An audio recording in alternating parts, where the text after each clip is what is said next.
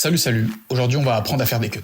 Alors vous verrez sur l'écran, pour faire des cuts, en fait c'est très simple. Vous importez votre vidéo, vous la faites glisser de cette façon. Moi je l'ai déjà fait glisser. Alors il y a différentes manières de faire les cuts. Vous pouvez déjà prendre le cutter. Vous pouvez, hop, de façon aussi simple, juste cliquer et découper là où vous voulez découper. Et après vous aurez juste à, hop, vous pouvez écarter. Vous pouvez aussi, imaginons que je vais doubler cette partie, vous pouvez aussi cutter en la raccourcissant, vous pouvez l'allonger aussi, parce que vous pouvez par exemple, je sais pas, j'invente, vous voulez cette partie, après vous voulez dupliquer ça, hop, rallonger, faire des effets, vous pouvez faire tout ce que votre imagination vous dira de faire. Hop.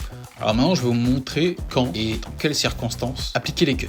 Alors il y a différents styles de cuts, il y a les J-cuts, les L-cuts, il y a les jump cuts, il y a plein de styles de cuts différents à appliquer selon certains types de contenus. Je vais vous montrer quand faire le cut simple. Alors par exemple, dans une vidéo basique, quand est-ce qu'on va appliquer les cuts, c'est là où on trouve ce qu'on appelle des bruits parasites. Donc ça peut être des bruits de respiration, des des voitures aux alentours, enfin tout dépend de là où vous filmez. En gros des bruits qu'on ne veut pas, donc voilà par exemple.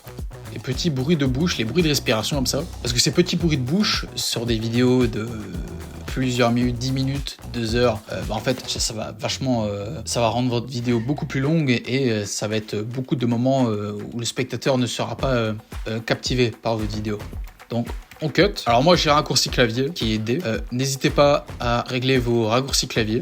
Je ferai une vidéo là-dessus parce que c'est vraiment rapide. Regardez. Hop, hop, hop, hop, hop. C'est aussi rapide que cela.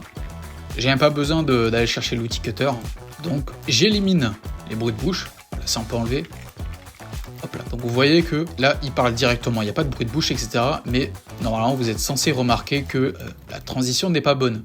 Ça saute d'un coup. Alors là, ce qu'on va faire, c'est qu'on va séparer l'audio de la vidéo. Donc, on va juste cliquer sur rompre le lien. On va un peu raccourcir ici, un peu allonger. Ce qui fait que il y aura d'abord une transition sur la vidéo et après sur l'audio. Ce qui fait que le cerveau va pouvoir plus vite s'adapter. Regardez. Je vous laisse regarder.